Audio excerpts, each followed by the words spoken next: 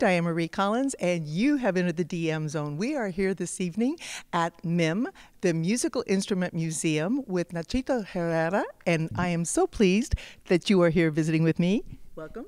Oh, well, thanks so much for inviting me one more time. This is actually my third time to perform in this beautiful venue, and what can I say? We are all happy, always very happy to come and play here. Thank you so much. Oh, well, we are glad that you are here too. Now, you actually have been considered by many as a child prodigy. You started at 12 playing Rachmaninoff, is that right? At the Havana Symphony Orchestra. What drove you to play the piano? Well, actually, my father is a piano player too, and also my mother, she told me a long time ago, like she took about 7 years of a piano lesson. So I grew up in a kind of musical family. So at the age of 7 years old, I started to take music lessons at the different schools in Cuba, and Rachmaninoff Piano Concerto was the final required piece, one of international piano festival in France. So look like back in, I don't know, 1980s or something, my classical piano teacher decided like we were ready to start to work with that very beautiful piece. Let me tell you something, since I played it for the first time, that one has been my favorite my favorite piece to play, and I love it. I always call the most beautiful beast piece to play in the world. I really love it. Yeah, it's incredible that you play it. Now, I'm going to tell you, I have to read this because it says, critics and reviewers, they rave about your playing. I've heard it, and that's incredible. But they explosive, crowd-pleasing, rhythmically intense, romantic, dynamic, and that's just from one critic in Minneapolis. Now, you have most of your creative life, you have blended classical, jazz, and a strong American influence. Who would you say is your biggest person that started to influence you on this journey? Like all you do at the beginning of this very long journey is to study the instrument, the technique, lots of classical composers. And then at the age of 14, 15 years old, I started to be more focused in learn about jazz and Latin jazz.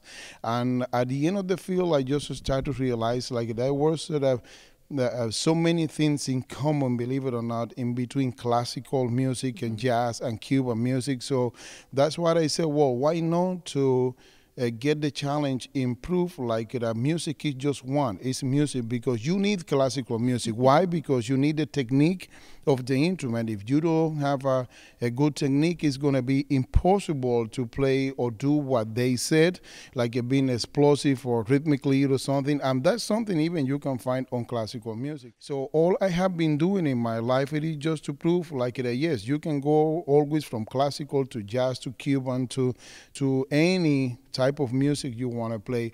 But at the same time, I always like to say it's always better to start from the beginning, from the roots, and that's something you always can find on classical music. Your style is considered my style, true Cuban?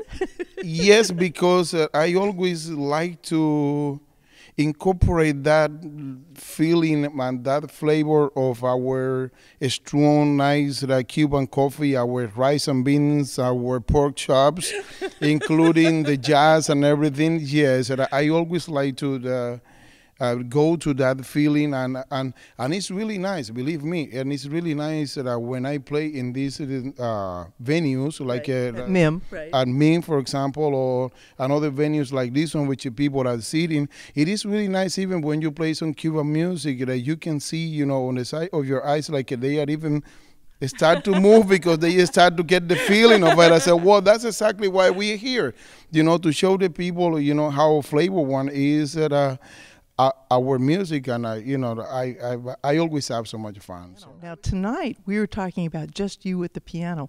What are you going to show me? I'm so excited. Well, I have been working in this project for a while.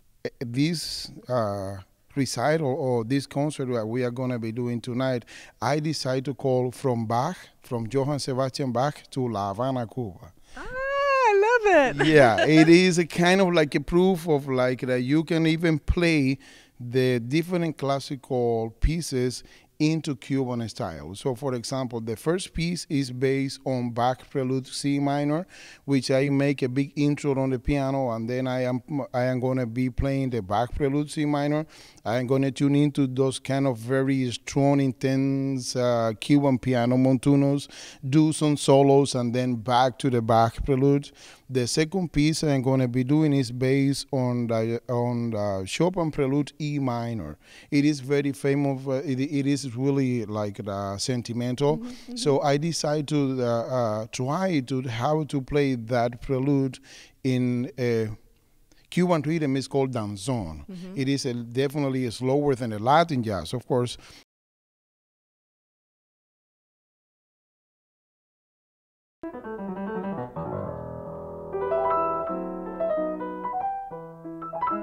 Like I said, I started to explore to how to make a different intro to the classical pieces and then incorporate the piece inside to the different Cuban rhythm. And this is Chopin Prelude E minor, which the original piece is this one.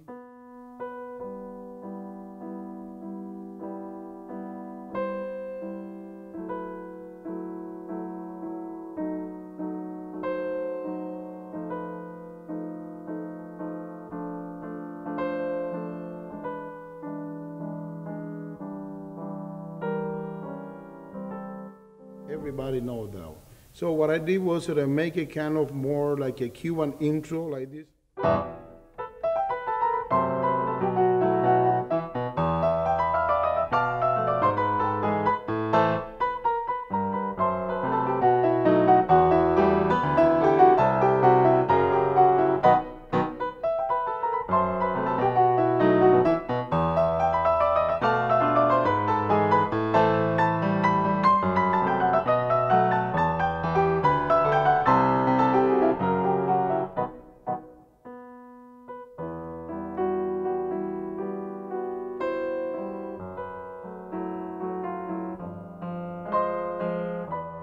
I start to play more than like a danzón until I get to.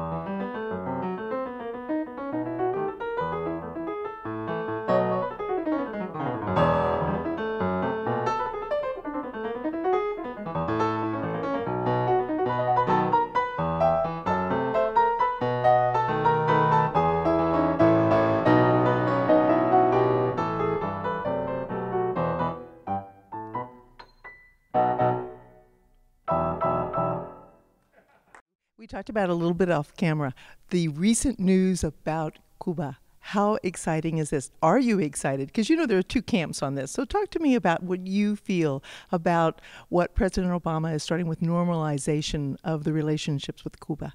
Well, actually, I decided to even myself, and I asked the people of MIM if I was going to be okay. I decided to even dedicate this concert tonight to that very successful historical moment we are living, all of us. Mm-hmm. We are living for more than 50 years. We have been dealing with something for me didn't make sense. Mm-hmm. Mm-hmm. I am so glad the president decided to even say in Spanish like we are all Americans, so we are part of this beautiful continent, and there's so much we can do in all different areas. So I think it is one of the most biggest historical moments we are all living in here.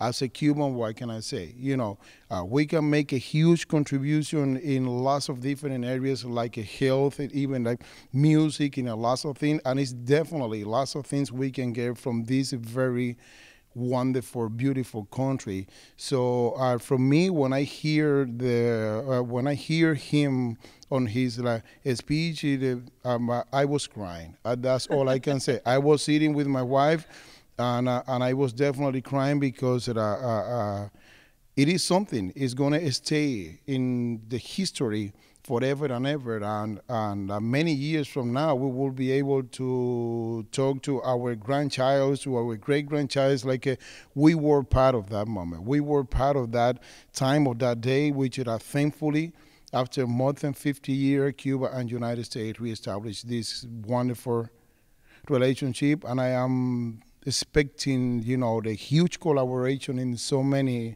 things, so many ways. And now, I was going to ask you, are you putting a CD together? Do you have anything recording ready coming up or not? Yes, well, actually, I am putting the CD of this music together. It's going to be my first solo piano album. I already have quite a few out with the bands and trios, and even with the symphony orchestra. I got the privilege in 2013 to go back to Havana, Cuba, make a recording with the National Symphony Orchestra there. That CD, now my company is working in terms to get the whole license permits. You know how that works, but hopefully we can put the CD out soon. It's kind of similar to the music I'm going to be doing solo piano tonight, but it's going to be with the whole full orchestra. But I am extremely happy because I am planning, to put this CD out soon, which is going to be, like I say, my first solo piano album, which I'm excited. Well, we will look for that. And also, do you have a Facebook or Twitter or anything like that, a website? I am on Facebook. I am there. I have my website. It's really easy. NachitoHerrera.com. So my easy name with the last name.com, and you can go there and you will see everything, photos, and so your friends can follow you and your fans can keep up with you, and you can communicate back and forth and have wonderful times all the time. Believe it or not, even last year I was performing with the Naples Philharmonic Orchestra in Naples, and then at the end of the concert, my stage manager came and I said, well, you have a really large group of people want to say hi, and believe it or not, they were from Minnesota. So they were following in the website, like I was going to play in Naples, and they have, the condos or houses in there, and they decide to go to make a big support. Like, yes, I try, even when we are extremely busy, working and shooting, but I always try to always keep in touch with my fans, Well, I think this has been wonderful. Thank you for spending time with me. Please. It is an honor. It's a pleasure. And I hear somebody to me like you are a singer, so sometime we have to do something together. Oh, that'll be fun. That'll be let's fun. Do it. Honor. So you have been in the DM Zone. We are here at MIM, and come back soon. Thank you. Music is the language of the soul, heard in the voices of every nation. Only one museum unites them. Come, see, listen. Experience the world's music as never before at the most extraordinary museum you'll ever hear. The Musical Instrument Museum. MIM, Phoenix, Arizona.